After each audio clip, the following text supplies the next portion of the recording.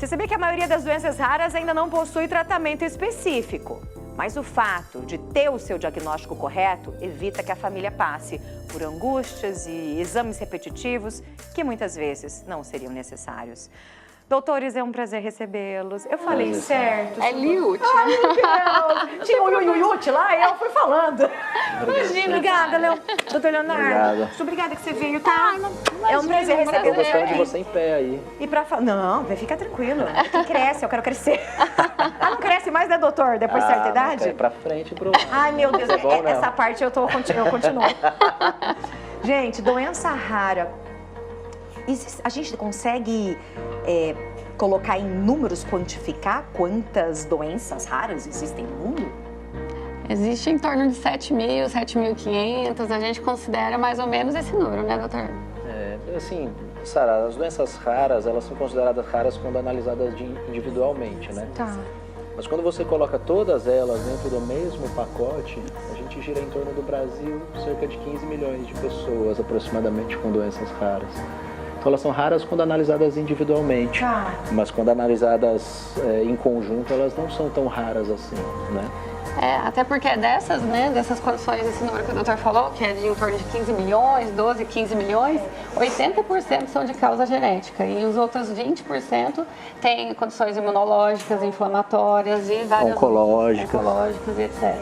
Porque às vezes, por exemplo, até um tumor é muito raro, às vezes uma condição específica endocrinológica também é muito rara, contando no geral, né? Tá, então a gente não pode afirmar que as doenças raras são genéticas. Em sua maioria, sim. Sim, 80% genéticas e aproximadamente 80% começam na infância, mas elas podem aparecer em qualquer momento da vida. Tem alguma doença rara que a gente talvez já tenha ouvido falar, que a gente conheça, que seja mais comum assim da população, que a gente possa citar alguns exemplos? Fibrose cística, você já ouviu algum? Sim. Tá.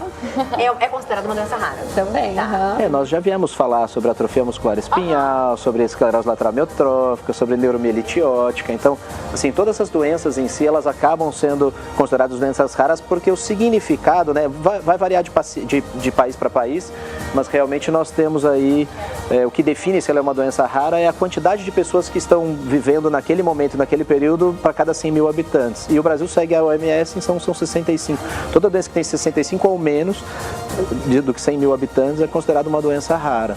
Então, veja que, assim, às vezes ela nem é tão rara assim no nosso meio. Ela pode ser mais comum em uma cidade ou em outra não, mas quando você engloba o país todo, ela tem menos de 65 pessoas para cada 100 mil e, eventualmente, ela acaba sendo considerada uma doença rara. Gente, e quando a gente fala de doença rara, então para a gente chegar a um diagnóstico, normalmente é mais difícil, mais moroso, mais complicado? Com certeza. Geralmente o paciente já vem com essa demanda de passou com várias áreas, né?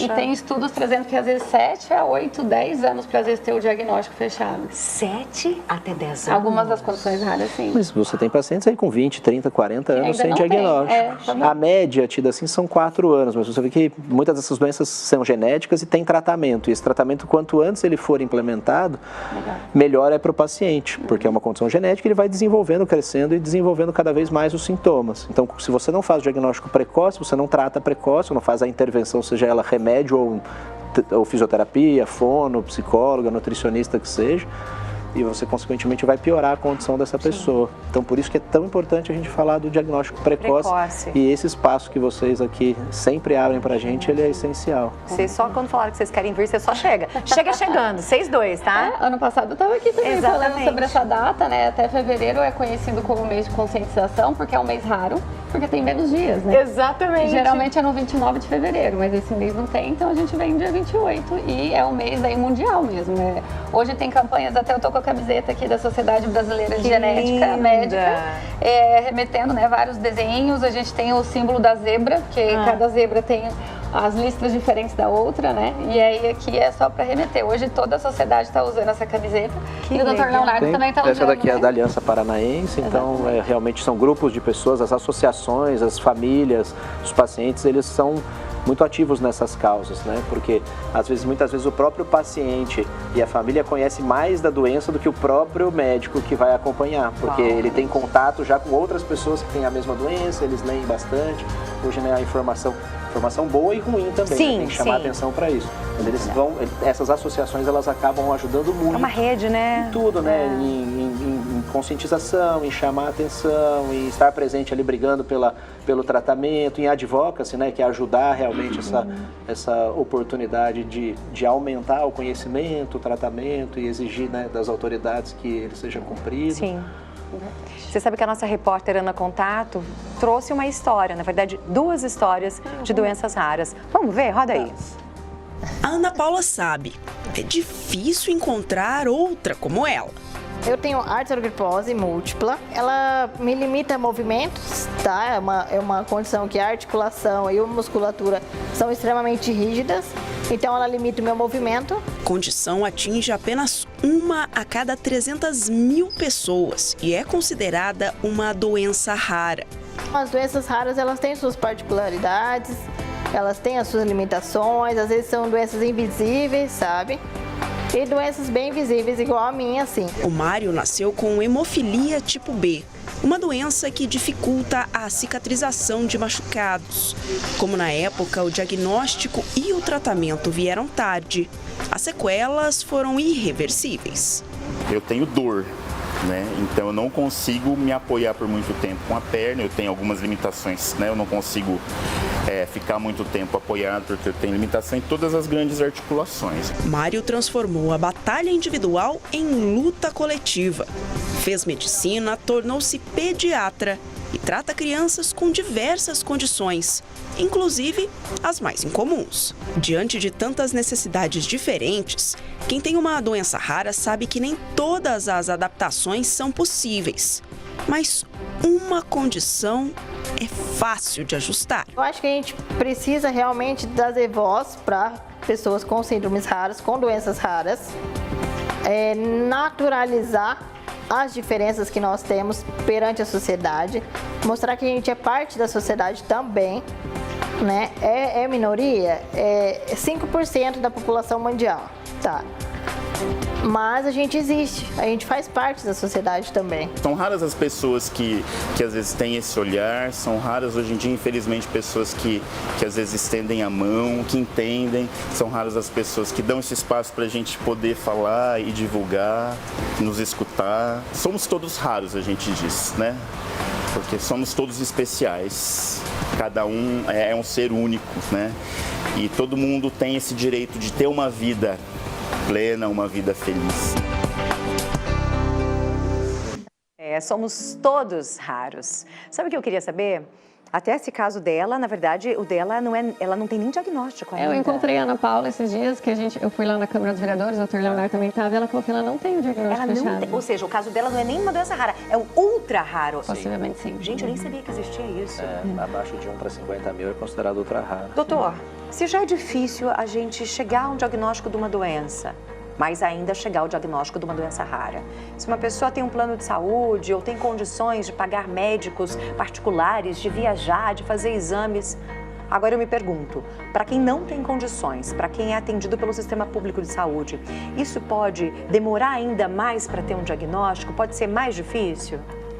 Sim, geralmente sim. A gente sabe que, assim, apesar disso, o SUS, ele acaba tendo ali dentro da rede de suporte e de apoio, ele tem realmente uma quantidade muito grande de centros que existem múltiplos profissionais e que têm acesso a toda a tecnologia, mas infelizmente esses centros, eles não existe uma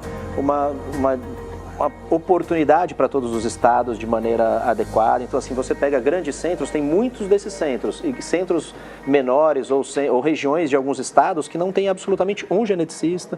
Às vezes tem um neurologista, mas o neurologista está restrito ali às doenças que envolvem o universo neurológico.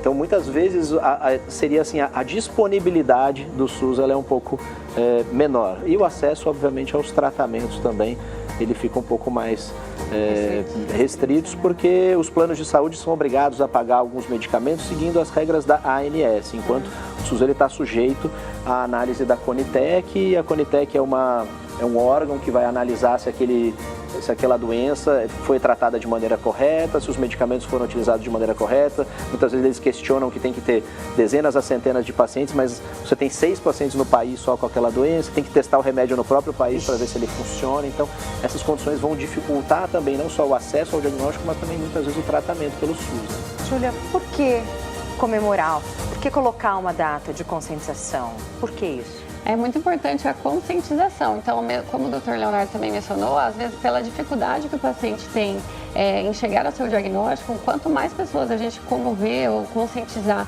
que existem essas doenças raras, melhor é num contexto de que é nosso papel também, né, mencionar essas doenças raras, também alertar próprios colegas médicos sobre o olhar para...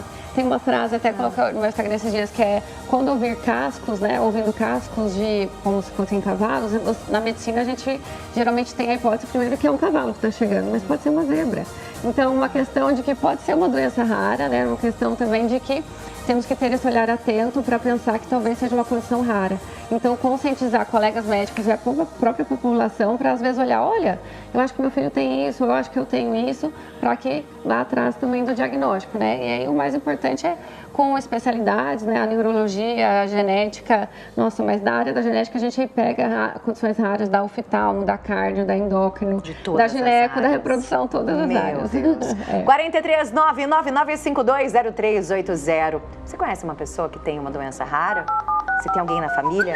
Conta pra mim. Lembrando que você pode participar com a gente via chat do YouTube, @RICTV Londrina. Vamos ver mensagem de telespectador? Já chegou mensagem. Coloca aí na tela pra gente ler a mensagem da Clarice. Boa tarde, Sara e doutor. Eu gostaria de saber se degeneração macular da retina é uma doença rara.